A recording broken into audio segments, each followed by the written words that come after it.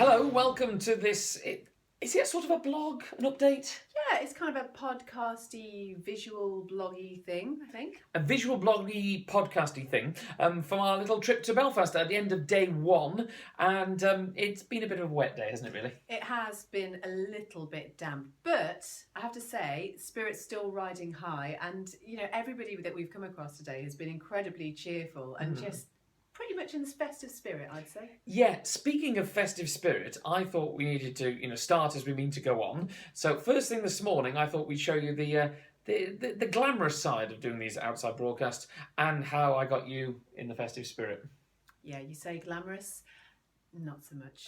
Morning, Beth. Do you know what? How long have we been friends? Oh, A long time. a long time. And when are you going to realise I don't do early mornings? It's nearly 6 o'clock in the morning. We're at the I airport. don't know 2 6 o'clocks in a day. Would you like to tell them why you're wearing your glasses? It's early. It's early. She's wearing her glasses to cover up the bags under her eyes and that sort of early morning look that makes her look. So we just go, ooh, nice secretary look. We seem to be dressed in matching I told garb. you I was wearing this. What are you doing? She insisted I had to wear company gear, and we got to wander around Belfast looking like this. Actually, come back. Just go. What? Oh. I've got a surprise for you. Actually, hold that. There we go. Right. I don't think I do surprises this early in the morning, just so you know. Well, we're going to do the festive markets. Yeah. Well, I've got you a little surprise. Is it money? Have I got spending money?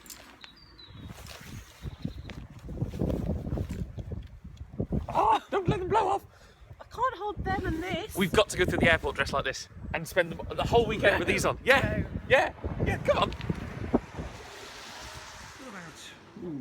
6:10 in the morning in Ronaldsway Airport. A beautiful sort of festival of trees here. Seem to have lost Beth. She's disappeared off somewhere. I have to check. Oh, here we go. Hold on. Just a few things that I just really like. That's what I said. We haven't actually got a chimney. Right. Just having a conversation. Have you been a really good girl this year? Yeah. Oh, of course. Yeah.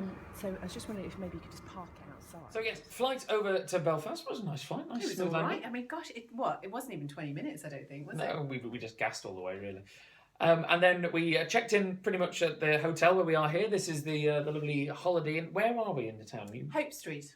Hope Street. I have no idea where. Right in the centre. But we're a little hungry because we actually arrived in the dark, didn't we? That was the weirdest thing. Obviously, it's the red-eye flight, so it's 7:20.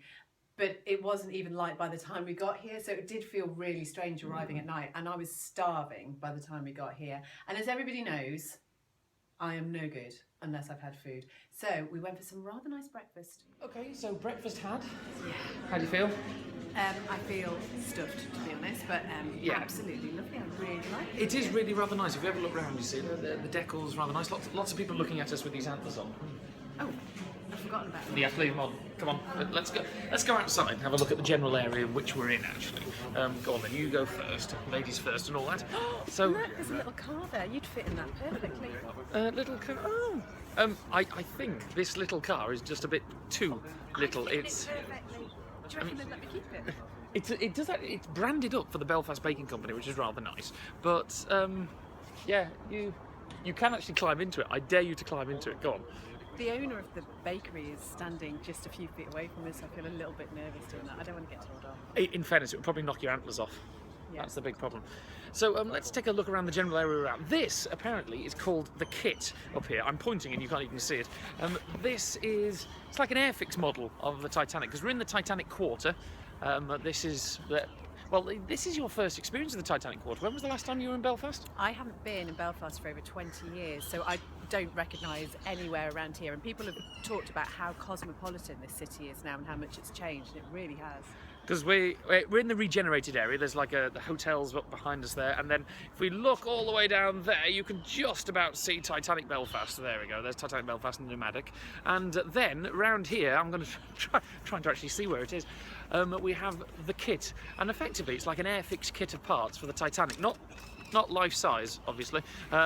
It's not the greatest liner that ever sailed, sort of thing, done to full scale. But if we swing around and take a look. I don't know about you, but there seems to be a few parts missing, really. Yeah, maybe we could do that while we're here. What, stick it all together? Yeah. Well, Donna's disappeared off, so have you got any of that, you know that horrible Airfix glue? That you get off your fingers? So, breakfast had, and it was very tasty. You liked that chivy thing, didn't you? Oh, they were amazing. They were actually, those pancakes were as big as the plate. Did you see them? They were huge. They were massive. So now, you know, fully refueled, nice and, you know, ready for a day of action, as it were. And then we went off to a place that I was very excited by, and you weren't. It's not that I wasn't excited. I just saw it on the itinerary, thought Transport Museum, and was like, oh, right, you definitely chose this one. But I was very pleasantly surprised. Folk and Transport Museum. I've been here before. I've not done the folky bits. I've done the transport bits. Excited? Do you know, if you'd said to me, which you did, we're going to a transport museum, I'd have been like, oh, really? But this looks incredible. And we've been given a map. It's absolutely huge. It's massive. I mean, the folk bit that I've not been to before does look like, you know, Cregnish on steroids, doesn't it? It's huge. It's all going to be decorated festively for Christmas. But this part, I mean, if I was getting political, I'd say this is the kind of thing that we could do on the Isle of Man, because I don't think you realise the scale of what we're about to not go through the door. The door didn't open automatically as we expected. Smooth, Alex. Smooth, let's carry on. Oh my goodness me. Yeah, it's quite impressive, isn't it? If you look round.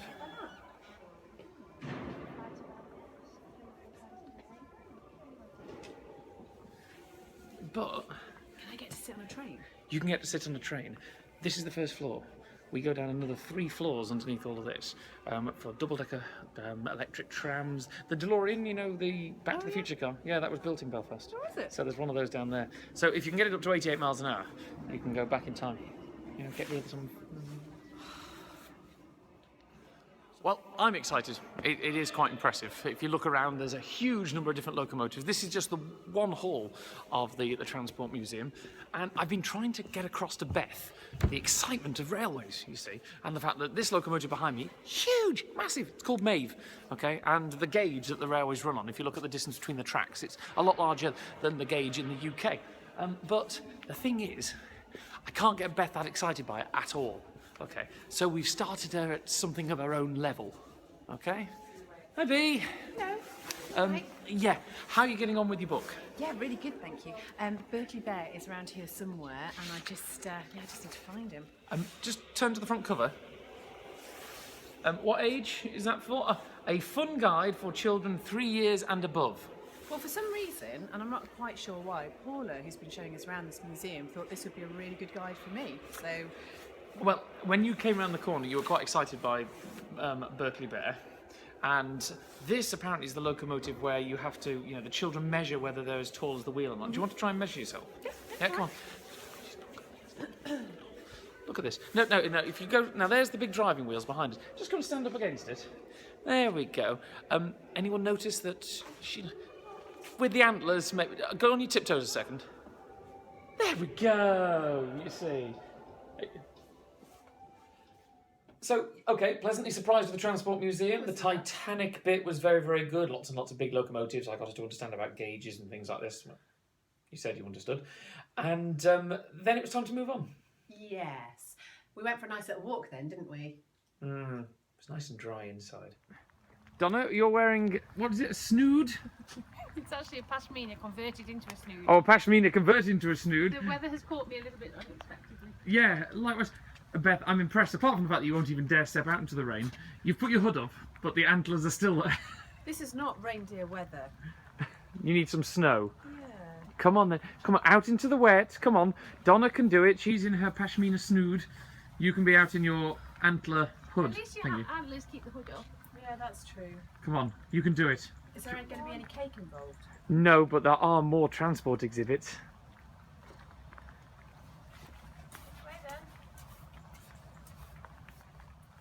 So, trip to Open Air Folk Museum in the rain. How are we doing, guys? You know what? We are okay. It may be pouring, but spirits are high. We've just had a great time around the Transport Museum. I love folk museums. You do? And, you know, the rain makes it even more atmospheric, I reckon. Yeah. The only problem with all of this is that Beth has got waterproof footwear on. I have not. I've got beautiful, soaked through to the skin Ugg boots on, mugs, which you, yeah. There's something ironic in there somewhere. But if nothing else, The antlers are still erect, which is a good sign. Oh, it's always a good sign. Do you know what? They'll stay like that for the whole day, I reckon. Yeah. Donna, do you feel left out without your antlers? No, I'm fine, and my boots are waterproof, so I'm dead on, thanks. I reckon we might think she's one of the exhibits if she carries on looking like that. Okay, not the greatest weather to be out in an open-air folk museum that covers a huge number of acres, is it really, Beth? It's not, but honestly, we walked up the hill here, and this is the sort of place I absolutely love because it's full-size replicas of places from times gone by, and you can go inside, and I'm really excited. And you know, just a little bit of rain, it's all right. That's true. In fairness, we are the only people, I was going to say something worse then, who are braving the weather, but this is what you come to. Now, this is the town. This is incredible. Let's whiz around and give you an impression of what we've come to here. This is the town. There's the little street of houses down there. There's the street. The houses. Oh, you can go in all the houses, yeah. Can you? Yeah. Okay. And it then goes out into the countryside where there's like blacksmiths, mills, water wheels. It goes on for a couple of miles that way, and you can just wander into all the houses that are there. You just want to nose in people's houses, I don't do, you? yeah. Yeah, okay. There's a sweet shop. Brilliant. There's a sweet shop there. So yeah, we had a great time around the folk museum. I really do love museums like that. It was just incredible, and seeing all those kids in there, and some of them were dressed up as well, and the head teacher was just so enthusiastic, and all the people we met just truly, I think, believe that they live in the early 1900s. And I've never been to a museum before where you can stay overnight and live out sort of that time period. I think that's on the agenda next time, maybe, because you can actually hire the whole thing out for parties. Oh, well, that's our next birthday then, sorted. Yeah, fantastic. So we went from there, which was still a little bit wet. We thought maybe we needed some time inside, so we went to see possibly one of the most magnificent buildings that I have ever seen. Right, well, here we are. We've arrived at Belfast City Hall dry at last. Oh, yeah. I mean, it's not too bad out there, but it's a wee bit nippy now. Yeah, so we're going to take a bit of a wander inside. We've actually found some doors that automatically open for us this time, which is kind of nice. Wow, look at that. Quite an impressive Christmas tree. Let's take a look at that. That's exactly how I decorate my tree, you know. Is it? Yeah. And do you have the same size tree in your place? Absolutely. Yeah, it is quite glorious. We're going to take a tour around the building with Cindy, we've already met. Yep. There's a royal charter to be looked at, lots of different rooms. This is a working office. People that actually use this as an office block. Absolutely incredible. And there's just been a wedding as well. We've been having a sneaky peek at the bride and the bridal party. Yeah. So yeah, it's all happening. If you look over Beth's shoulder, you can see bits of the bridal party up there. There we go. We don't particularly want to. I don't think they want to be filmed, no. But generally, fantastic. Go and check out some of the photos you'll find on the Facebook page, and make sure you listen on Friday. Friday. Do you think we're going to have to keep the handlers on walking around City Hall? We get some strange looks. Do you know, I feel quite attached to these now, actually. You haven't taken them off in a while. No, I haven't. We had the tour around City Hall, didn't get to keep the robes. Bit of a shame. I mean, I think they fit me really rather well. And the silk lining, they were lovely. They were absolutely lovely. And they matched your boots. Yes, they did, which is always very important. Cindy was brilliant. You could just pick her up and take her anywhere, and I'm sure she'd be that enthusiastic on every single Here's a tour. microphone, Cindy, off you go. That was it, really. So we went from there. We thought, time for some retail therapy, and where better to go to get us in the festive mood than the Christmas market. Christmas market. Do you know what? I am finally feeling festive. This is so Christmassy. Turn around and have a look at this. Up there behind us. The whole of Belfast City Hall, beautifully lit up. And the smell. It's just incredible, isn't it? There are so many different stalls, different foods from all over the place, and we have been tempted by a fair few so far. Yep. But also, there is a chance we might be able to see Father Christmas. Yes, we're going to go and see Santa Claus a little later on. there's stalls, there's a Christmas tree there, there's stalls behind me doing meats of the world. There's what's a churro when it's at home that you can see behind us there?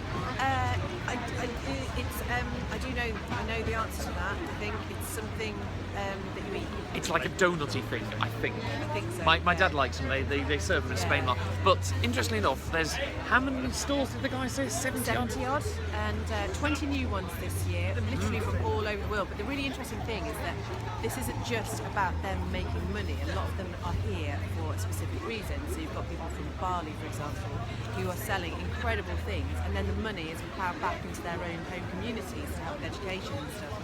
So it's got really interesting stories behind it. There's a lot of interesting stories behind them, and quite frankly, I'm looking forward to meeting some people. Apparently there's a guy down here who makes jewellery out of spoons. Oh, brilliant. Yeah, and over there is a place that seems to serve beverages that are hot but slightly alcoholic.